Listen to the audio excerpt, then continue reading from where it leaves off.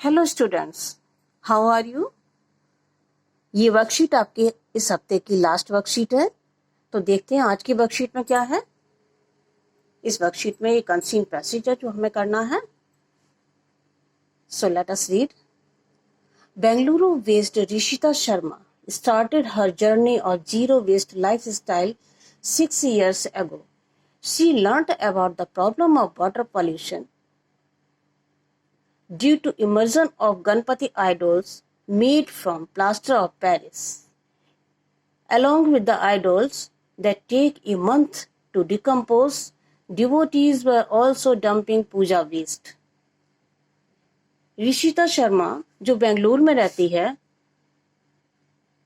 लगभग 6 साल पहले उसने देखा कि लोग जो है हमारे वाटर बॉडीज को किस तरह से पॉल्यूट कर रहे हैं। जो गणपति की मूर्तियां हैं प्लास्टर ऑफ पेरिस की बनी हुई, लोग उनको पानी में, नदियों में प्रवाहित कर रहे हैं। और यही नहीं, मूर्तियां ही नहीं, और भी पूजा का जितना भी सामान है वो सारा, जितना भी वेस्ट है वो सारा उसमें हमारी नदियों में वो प्रवाहित कर देते हैं। This year the lockdown has Altered the way the festival will be celebrated. लेकिन इस साल जो लॉकडाउन हुआ उसने हमारे पूजा करने के तरीके ही बदल दिए। People are celebrating the grand festival at the household level. ये पहली बार हुआ कि जब बड़े से बड़े त्योहार लोगों ने घर में ही मनाए। Rishita shares simple steps online to make clay Ganpati idols at home. Rishita ने ऑनलाइन कुछ शेयर किया कि गणपति की मूर्तियां हम मिट्टी से किस तरह से बना सकते हैं। इसके पहले तो पीओपी की मूर्तियां बनती थी बड़ी बड़ी, और उनको पूजा करने के बाद जो है वो नदियों में प्रवाहित कर दिया जाता था। और नदियों में प्रवाहित करने के बाद कम से कम 1 महीना लगता था इन मूर्तियों को डिकम्पोज होने में। It is a completely eco friendly process and doesn't cost much. Rishita ने जो अपना प्रोसेस शेयर किया वो बिल्कुल इको फ्रेंडली था, मतलब उससे हमारे इन्वायरमेंट को कोई भी नुकसान होने वाला नहीं था। और डजंट कॉस्ट मच, और कुछ महंगा भी नहीं था। She strictly recommends avoiding any chemical colours. उसने जो स्टेप्स बताए उसमें क्या बताया कि हमें केमिकल कलर्स यूज नहीं करना है। You can use organic colours और हेड टू योर किचन।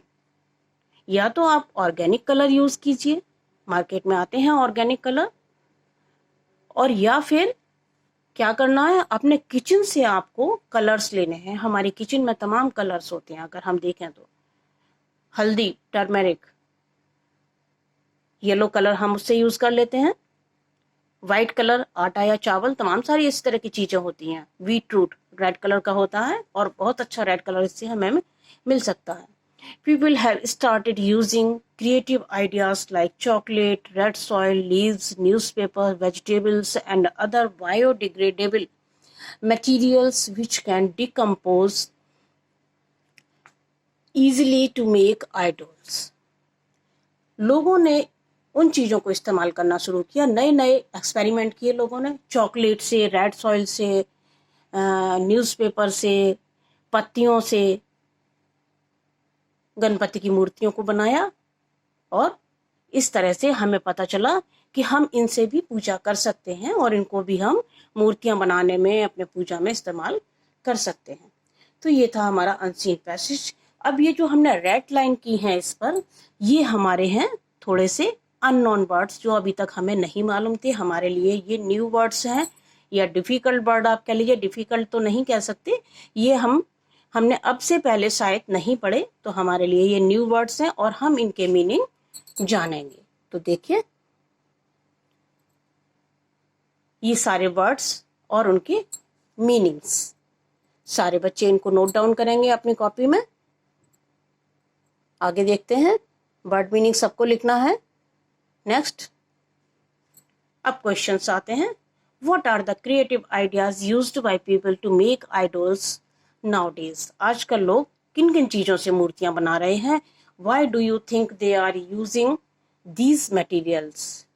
हाँ, किस किस चीज से मूर्तियां बना रहे हैं। चॉकलेट से, रेड सॉइल से, लीव से, न्यूज़पेपर से, वेजिटेबल्स से और भी तमाम ऐसी चीज़ें जो इको फ्रेंडली हैं। अब why do you think they are using these material, आपको क्या लगता है कि वो ये चीज़ें क्यों यूज़ कर रहे हैं?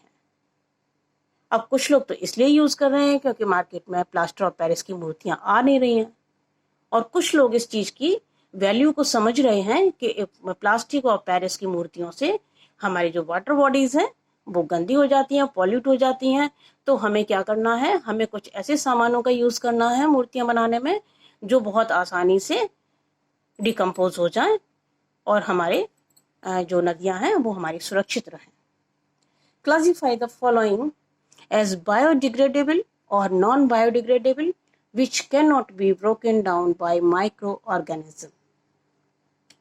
हाँ, कुछ चीज़ें आपको दी गई हैं, इनमें से कौन सी ऐसी हैं जो नेचुरली अपने आप से डिकम्पोज हो जाती हैं और कुछ ऐसी हैं कि आप कुछ भी कर लो वो डिकम्पोज नहीं होती हैं। तो अभी हमने देखा था plastic, vegetables, newspaper, glass. Newspaper, vegetables ऐसी चीज़ें हैं जो अपने आप थोड़े दिन देखें तो वो अपने आप से धीरे धीरे डिकम्पोज हो जाती हैं। लेकिन प्लास्टिक और ग्लास, आजकल बहुत बात हो रही है प्लास्टिक ना यूज़ करने की, हम कम से कम प्लास्टिक यूज़ करें। तो ये चीज़ें आपकी ऐसी हैं जो आसानी से डिकम्पोज नहीं होती हैं। नेक्स्ट देखिए, what are the different material being dumped into rivers as puja waste. हाँ, जो ऋषिता ने बात की कि पूजा का दूसरा सामान भी वो डिकम्पोज करते हैं, तो वो दूसरा सामान कौन सा है और कौन कौन से मटेरियल हैं जो हम पूजा वेस्ट के नाम पर हम नदियों में डाल देते हैं। What do you think can be an alternative way to decompose of this waste.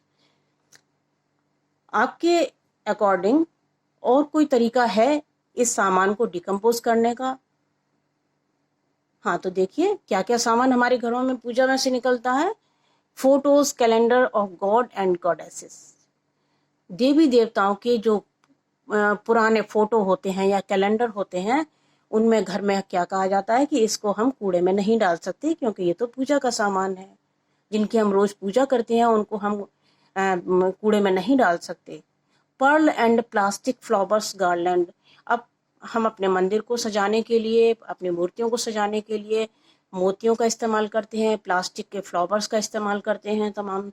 तो वो सारा थोड़े दिन के बाद में हमारे लिए बेकार हो जाता है, पुराना हो जाता है और उसको हम पूजा के सामानों के साथ में ही इकट्ठा कर देते हैं कि ये हमारे लिए अब वेस्ट है। रैपर्स और धूप स्टिक्स, आपकी अगरबत्तियां, धूप बत्ती, इनके जो रैपर आते हैं उन पर भी कहीं ना कहीं भगवान की मूर्तियां बनी होती हैं, फोटोज बनी होती हैं। तो हम कहते हैं कि इनको भी हम कूड़े में नहीं डालेंगे और उनको भी हम पूजा के सामान के साथ में नदियों में प्रवाहित करने की कोशिश करते हैं। तो हम क्या कर सकते हैं और कोई तरीका क्या हो? अगर हम नदियों में ना प्रवाहित करें तो फिर क्या करें? वी कैन बर्न दैम, हम उनको जलाकर खत्म कर सकते हैं। We can engrave them under the soil instead of throwing them in the rivers।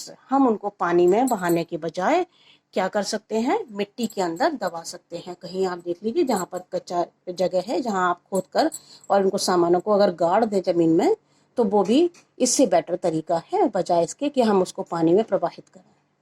आगे देखिए। हाँ, अब क्या है, ये हमारा टेक्स्ट जो हमने शुरू में पढ़ा था, पैसेज पढ़ा था, उसको एक बार हमने फिर देखना है। और अभी हमने अपनी पिछली एक्सरसाइज में पढ़े थे नाउन्स एंड वर्ब्स। तो हम इनमें से नाउन्स को अंडरलाइन करेंगे और वर्ब्स को देखेंगे। ये देखिए 2 एग्जाम्पल मैंने आपके लिए किए हैं। ग्रीन लाइन से जो अंडरलाइन किया है ये नाउन्स है और वर्ब्स जो है वो मैंने रेड मार्क किया है, सर्कल किया है उनको। तो आप इसी तरह से पूरे पैसेज में आप ढूंढेंगे, नाउन्स को आप अंडरलाइन करते जाएंगे और जो वर्ब्स हैं उनको आप सर्कल करते जाएंगे और इस तरह से जो नाउन्स होंगे उनको आप इस साइड लिख लेंगे और जो वर्ब्स हैं उनको आप इस साइड लिख लेंगे। तो ये एक्सरसाइज सारे बच्चे करेंगे। अब अपनी एक्सरसाइज आप पूरी कर लीजिए। Thank you so much. Have a good day.